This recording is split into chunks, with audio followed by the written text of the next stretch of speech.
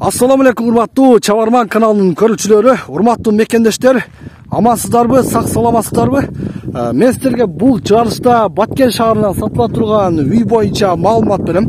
Сиздерге даректи түшүндүрүп кетсем, мына ушу мен турган көчө, мына ушу сиздер көрүп турган жол бул Баткен Карабак жолу.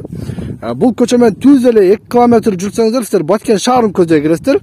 Ал эми дал ушул көчө менен сиздер бул тарапка 2-3 километр жүрсөңүздөр Карабак айылын көздөй келесиздер. Дал ушул жерден ношу сиздер көрүп турасыздар жазууну Токтогул Олия конушуна жол айрылат. Дал ушул Токтогул Олия конушуна киресиздер. Биринчи эмес, 4-чү көчөсүнө киресиздер. Көчөнүн аттагы Токтогул Олия көчөсү, сатыла турган үй дал ушул көчөдө. Биз кеттик анда.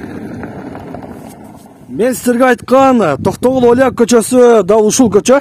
Көчөнүн башынан түз эле киресиздер, көчөнүн акырын көздөй келесиздер. Келсеңиздер, мына ушул номер 19-үй сатка коюлган үй, мына ушул мансарт түйүндө салынган үй. Мен жанымда үйдүн ээси турат. Сиздерди кызыктырган суроолорго үйдүн ээсинен жооп алып берем. Биз азыр кирип баратабыз. Бул үй толук бүтө эле экен. Урматтуу көрүүчүлөр, мына көрүп турасыздар. Жаңы эле салынган.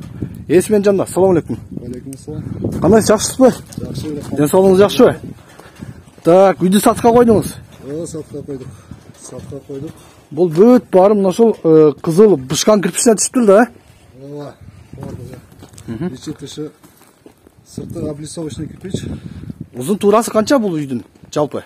Так. Узун турасы 12-ге 13,5. 12-ге 13,5, а? Мына.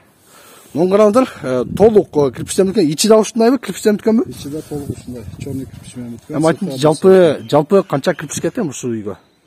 Жалпы кирпичи где-то бир 25.500 алгандык. 25.000 кетти. Калган 25.000 кетти, а? Фундаменти бир 70 бар окшойт, а? Фундаменти могул жагы 1 метр, асты жагы 1,30га барган. Бул жагы 1 метр, алты жагы 1,30, жер уклон, а? Жер уклон. Жер уклон бул. Фундамент астында подушка куюлган. Подушка куйган. Жүрүңүз анда үйгө кирип көрөлү. Үйдү биринчи көрсөтүп чыгайлы, анан сыртына чыгып, мына ошо багыңызды дагы бир көрсөтөбүз. Так, мына караңыздар, тепкичти сонун кылып келтирип, жакшылакай кылып жасаптыр. Мына ушул үй туугандар, караңыздар. Так, бул жер коридор экен, а? Залы. Зал, коридор. Биринчи сиздерге мына ошо комнатаны көрсөтөйүн. Бул комнатаны кайсыга расчет алдыңыздар? Спальныйбы? Комната спальныйга расчет алынган. Спальныйга. Бул жерге 3 айнекти коет, пластик айнекти коет, ичине обои кылып ремонт кылат, сонун болот, а? Спальныйга. Үйдүн ичи кенен 5ке. Так, бул жагы 5, бул жагы 3,5. 3,5га 5 чыгып калат, а? Мына караңыздар, 3,5га 5 чыгат. Потолоктор да бүткөн, мунун үстүнөн эме сиздер гипсокартонну же болсо пластиктен бир потологун жакшынакай кылып, торсундары да жакшы болсо стандарт немеде коюлган. Торсундары жакшы, а? Бул жагы кандай? Бул жагыны өзү биринчиде башта кухняга расчет алгандык. Кухня комнатага расчет алгансыздар, а? Демек, алуучулар, урматтуу, сиздер үй алсаңдар, бул жагын кухняга туруп, аркы биринчи көргөн комнатаны спальня кылсаңдар бул. Торсундар бүт баары карабай. Да, карабай. Карабай. Россиянын жыгачтары, а? Стандарт экен, караңыздар. Так, кийинки бөлмөлөрүн көрөбүз. Бул туштагы бөлмө болсо, конок бөлмөбү? Да, гостиный чоң. Гостиный чоң, а? Бул узун турасы канча чыкты? Бул жагы 4, бул жагы? Бул жагы 13 өзү бизде торсунга эсептелинет. 1, 2, 3, 4, 5, 6, 7, 8, 9, 10, 11, 12, 13, 15 торсунга эсептелинет. 15 торсун экен, а? Болжолдуу бир 13 чыгып калат, а? 13 чыгат. 13 торсун 1 метрден коюлганда 13 чыгат. 13кө 5 чыгып калат экен. Караңыздар, конок бөлмөсү дагы аябай кенен, сонун кылып ремонт кылып койсоңдар, өтө жакшынакай болуп ачылат. Үйдүн ичи негизинен кенен экен. Бул жак болсо, мына караңыздар, бул жак менимче детский комната го, а? Расчет кылынган. Балдардын бөлмөсү. Конок бөлмөсү да болсо, кылса да боло берет. Конок бөлмөсү. Балдардын бөлмөсүгө ылайыктуу кичинекей жакшынакай тыккан комната экен. Караңыздар. Бул айнектерини кенен жакшынакай коюпсуздар, а? Бул жер санузел. Да, санузелге расчет алганбыз. Мына санузелин караңыздар. санузелге дагы расчётталган, аябай жакшыраак кылып кылган. Бул жерде азыр жанагы эмелер койулганбы? Суу кете турган канализация суудун турбалары. Бардык койулган. Ошол көрүнүп турган. Мына көрүнүп турган немеден сууду чыгарып берсе болот, Септик кылып туруп сууду тартса болот. Бирок центральный канализация жок бул жакта, Жок, бул жакта септик эле только. Септик менен. Мына ушундай комнатасы, биринчи кабат ушундай. Биз азыр мансард бул комнатадан чыгат окшойт, мансардка. Бул комнатада пландалганда өзү мал жактан экинчи этажга ошол мансардка чыга турган комната кылганбыз. Бул жактан лестница кылып туруп, кайрадан чыгып кетсе болот. Могул жактан мында айланып чыга турган кылып жанагындай жаңгактын эместеме, карагайдамы сонун кылып лестница коюп, үстүнө чыгып. Ошон үчүн бул жака торсун койгон эместир пока, Жок, торсун койгон эмес ошого. Расчёт ошол экинчи этажга чыкканда лестницага калтырылган комната. Экинчи кабаты мансард кандай эми?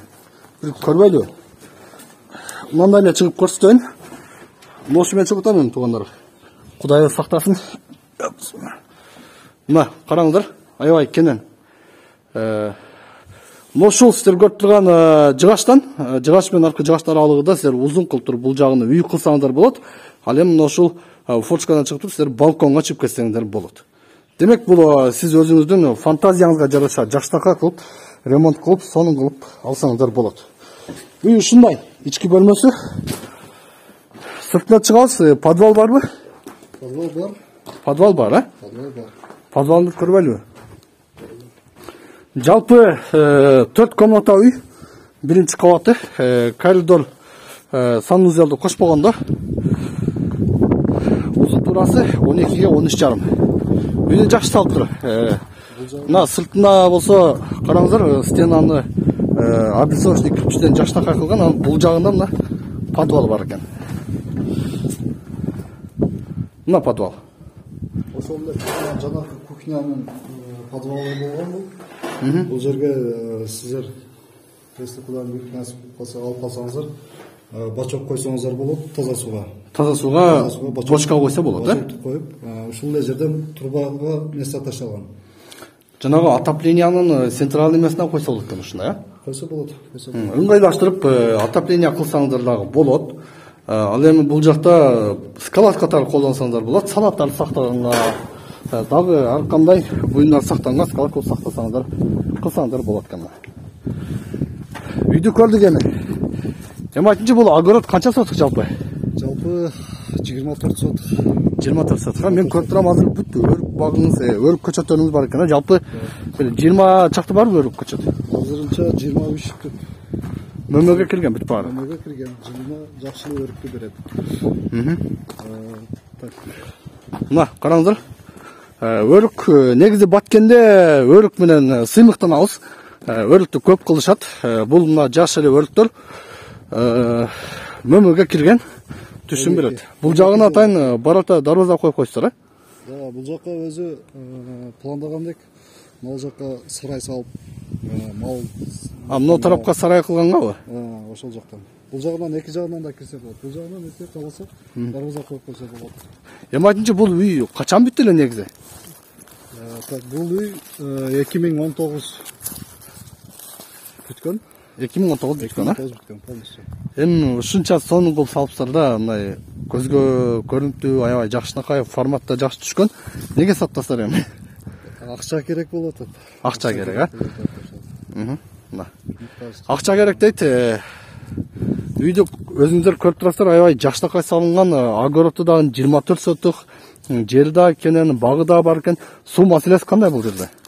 Суу маселеси сууга бар. Сууга набакты коргоо. Сууга суу бар. Таза суу көчөдөн чыгат. Таза суу. Кийин тартып алса болот, Бул жакка эми куда калса буйрса чыгарып беребиз деп атат. Көчөдө. Эми бул жер урматтуу көрүүчүлөр, жаң конуш, Токтогул эле конушу жаң конуш. Бул жерде эми таза суу көчөдө бар дейт. Эгер сиздер үйдү алгандан кийин үйгө өзүңүздөр каалагандай тартып алсаңыздар болот. Так, мындан нары дагы бир көчө бар экен, андан нары Ал көчө бар, анан ал жагы үлүш жерлер бар. Үлүш жерлер, Мына поля, тала. Кийин мал кайтарганга жыйынтарынан кийин обязательно болот, Условиясы жакшы. Күзүндө ошо мал келгенде малын кайтарса да боло берет. Электр энергия бар. Электр энергия бар. Маселе жок андан. Маселе жок. Документтер кандай? Үйдүн документтери барбы? Документтер кызыл китеби бүткөн, кызыл китеби бар. Техпаспортун жасап бересиз. Эсебин болсо жасап беребиз. Жакшы, келишим болуп, ким алчу болсо ошого атын өткөрүп бир жолу жасап бересиздер, э? Мына. Сүйлөшөсүздөр эми. Так, мектеп кандай мектеп? Мектеп маселеси боюнча бул жакта мектеп бул айылга курула элек. Пока 2 километр жол жүрөт, шаарга чыгат. Шаарга. Бул жерде Базар башы кварталынын мектеби бар, ошол жака барышат. Базар баш квартал мектебине барышат. Базар башы эми 1 километр алыс бир аз жүрсө уже маршруттук каттан бар да? Маршруттук каттан бар. Маршруттук каттан менен бир аз жүрсө, демек мектепке барат. Бала бакча да ошол тараптабы? Бала бакча да ошол жакта. Ошол жакта. Мечит кандай мечит? Мечит бар. Айылда барбы? Ошол жакта эле салынды, ошол жерден где-то бир 150-200 метрдей жол жүрсө жетип алат. Мына туугандар, бардык шарт бар экен. Просто үйдө жакшы сүйлөшөсүздөр, аласыздар, жашынакай кылып жашай берсеңиздер болот. Эми айтыңчы, биздин көрүүчүлөрдү эң кызыктырган суроо бул баасы да. Баасыны канча азырынча 7 миллион деп турабыз. 7 миллион сом деп турасыздар эми. Бул алам деген кардар чыгып калса сүйлөшөбүз ал жагын калгандарын. Алам деген жакшы кардар чыкса сүйлөшөсүздөр, демек арзаныраак кылып бересиздер, э? Болот. Вариант жолдор кандай? Мисалы үчүн шаардан квартира болсо Ош Бишкек же болсо автоунаа. Вариант жолдорго жок, азыр бизге акча керек болуп атат. Ошол варианты жок. Вариант жок, акча керек дейт туугандар мына. Огород кенен экен, короо салсаңыздар болот, баня салсаңыздар болот. Эми бул алганыңыздардан кийин өзүңүздөрдүн табитиңиздерге жараша, фантазияга жараша, сонун кылып жакшынакай кылып жасап алсаңыздар болот. Баасын 7 миллион сом дейт. Экрандагы телефон аркылуу чалыңыздар, сүйлөшүңүздөр. Сиздерге ушул биз көрсөткөн үй сиздерге насип кылсын. Мен ушул жерден жыйынтыктайм. Бизге уруксат анда. Жакшы болуңуздар. Мына, чалыңыздар, сүйлөшүңүздөр, көрүңүздөр. Үй жакшынакай салынган. Мен жыйынтыктайм.